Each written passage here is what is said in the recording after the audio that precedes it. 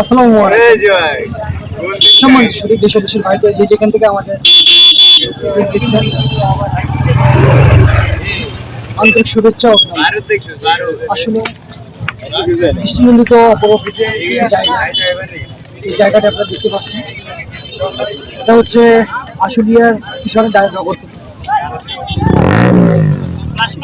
জায়গাটা সৌন্দর্যের জন্য সবাই এখানে দেখেন কত মানুষ শুক্রবার আসছে। যদি বৃষ্টি না হতো মানুষ আরো বেশি হতো।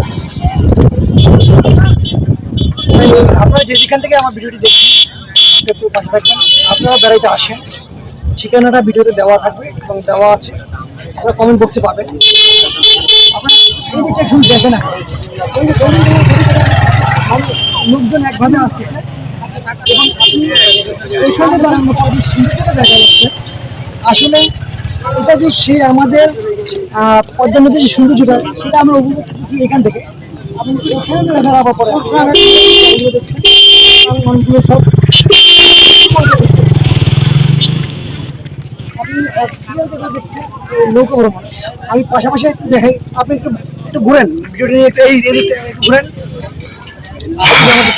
আগের মতন যেমন ছিল না, একভাবে মানুষজন আসতেছে আমরা যাচ্ছি, পিছনে একটু ঘুরছেন।